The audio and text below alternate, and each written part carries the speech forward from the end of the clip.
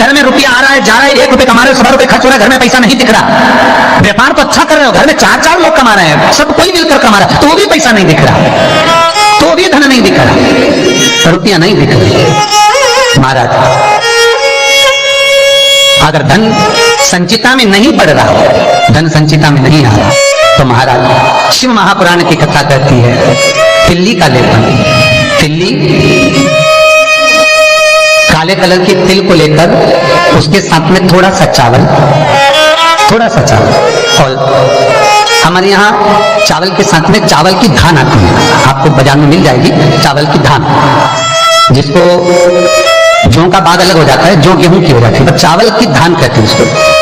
इन तीनों को एक कटोरी में रख लो, तीनों को पानी में गलाना नहीं, बस कटोरी में रख लो। हमारा दरवाजे के नजदीक में, जब दरवाजे से अपन बाहर निकलते हैं तो उल्टे भाग में उसको रख दिया जाए। घर से 1 लोटा पानी जिसमें कच्चा दूध मिला हो, वो कटोरी शनिवार के दिन रखकर, रविवार को उठाकर ले जाकर कलश नीचे रखकर सीधे हाथ में कटोरी रखकर शंकर जी को समर्पित कर दो।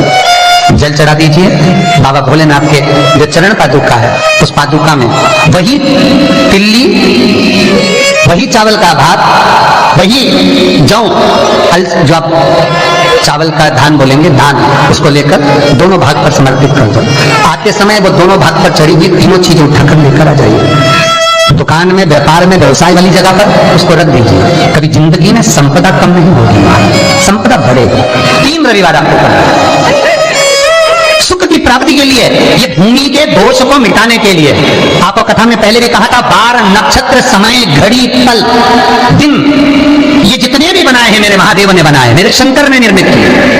एक एक पल, एक एक घड़ी, एक एक क्षण शिव बनाता।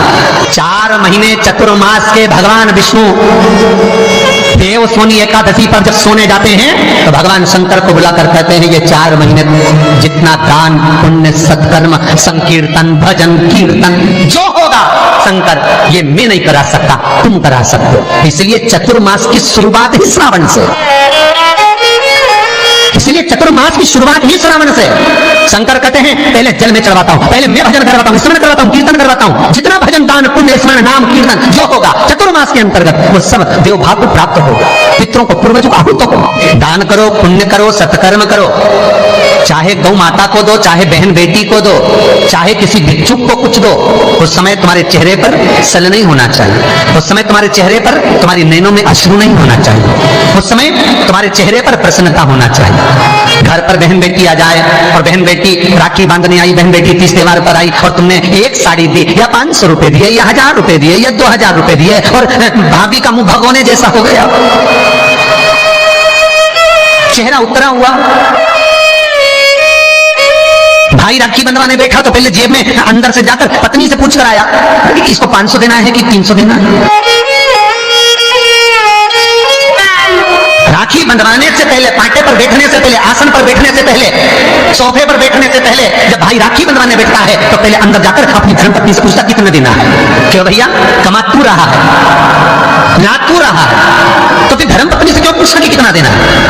पत्नी को यह कहना था, आज मेरा मन है, बहन साल भर से नहीं आई, कुछ तो लॉकडाउन में 4 महीने से फोन तक बात ही बात होती रही, आई नहीं, 1 साल हो गया, मेरा मन कर रहा है आज मेरी बहन को 2000 रुपए दे दो, साड़ी के भी हो जाएंगे, चूड़ी के भी हो जाएंगे और देना हो जाएगा, आज मेरा मन कर रहा है। तुम्हें बोलना चाहिए, तुम्हें बताना चाहिए। और अगर पत्नी को कहे पति कि तुम 2000 रुपए दे रहे हो, तो धर्म पत्नी का फर्ज है, धर्म पत्नी का फर्ज है, क्योंकि तुम भी किसी की बहन हो, तुम भी किसी की बेटी हो, तुम्हारा फर्ज है कि तुम अपने पति को कहो, सुनो 2100 दो, मना नहीं है, 500 रुपए अलग से चूड़ी के दे दो, 500 रुपए अलग से बहन बेटी आई है तो गाड़ी का किराया दे दो। ये जब धर्म पत्नी अपने पति को कहेगी, पति के चेहरे पर प्रसन्नता होगी। मुझे उम्मीद है आज आप अपनी ननद को दे रहे हो, तो आप जब अपने मायके जाओगे तो आपकी भी भाभी इतना ही सम्मान देगी। क्यों? एक उंगली जो हम किसी पर उठाते हैं तो ये 3 उंगलियां हमारी ओर जाती है। हम एक के लिए अगर व्यवस्था करते हैं तो कहीं ना कहीं आपकी व्यवस्था भी पूर्णता में हो पाती है। आपकी व्यवस्था, आपका भाव, आपका आनंद, आप किसी के लिए अगर समर्पित हो रहे हो, आप किसी के लिए समर्पण कर रहे हो, आप किसी के लिए अग्रण्य हो रहे हो, तो वहां से पूर्णता का अग्रण्य का भाव तुमको भी प्राप्त होगा। रक्षा रक्षाबंधन पर भाई राखी बंधवाने बैठ रहा है तो धर्म पत्नी से पूछ रहा है कितने रुपए देना है। प्राण छूटने के बाद भगवान विष्णु लक्ष्मी से पूछे बता इसको नरक भेजू किस। अरे बोलो तो रे भाई, भगवान विष्णु अगर अपनी पत्नी से राय ले तो, भोलेनाथ देने से पहले पार्वती से राय ले तो, इंद्र कार्य संभालने से पहले इंद्राणी से राय ले तो, ब्रह्मा ब्रह्माणी से राय ले तो नहीं। नहीं, अगर यमराज अपनी धर्मपत्नी दक्षिण से पूछे, हे दक्षिण तू बता कि ये जो मरा है इसको मैं स्वर्ग भेजूं कि नरक? तो सबसे ज्यादा अगर दक्षिणा देवी बोलेगी तो एक ही बात बोलेगी यमराज की पत्नी, एक काम करिए इसको नरक भेज दो। क्यों? क्योंकि ये कभी दक्षिण मुख कर कोई काम ही नहीं करा। बोलो, दक्षिण मुख करके कौन कार्य करता है? दक्षिण मुख करके कौन पूजन करता है? दक्षिण मुख करके कौन स्मरण करता है? दक्षिण मुख करके कौन सेवा करता है? तो दक्षिणा को तो क्रोध आना चाहिए कि ये कभी मेरी और मुंह करके कभी भजन नहीं करा, इसने कभी मेरी और मुंह करके मेरे को देखा तक नहीं, कभी मेरी और मुख नहीं करा। तो दक्षिणा देवी तो क्रोध में आकर बोल देगी इसको नरक भेज दो।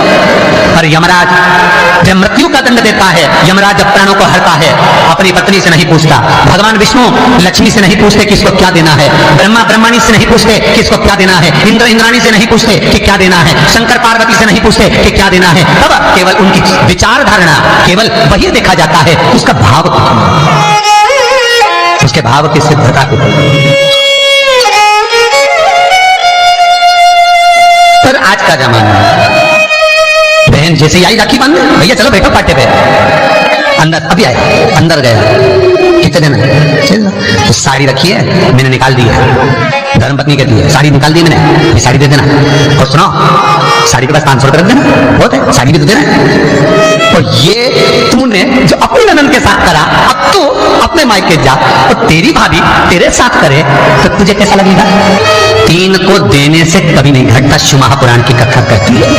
पहला बहन बेटी को देने से, दूसरा गौ माता को देने से, तीसरा संत ब्राह्मण को देने से कभी नहीं घटता महर्षि। बढ़ेगा, घटेगा नहीं।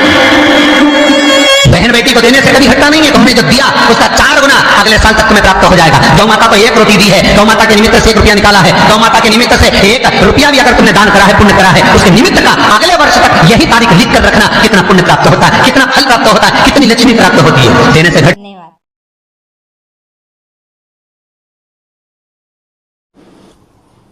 हेलो दोस्तों, श्री शिवाय नमस्तुभ्यम। हमारा वीडियो पसंद आए तो लाइक करें, शेयर करें एंड सब्सक्राइब करें। धन्यवाद।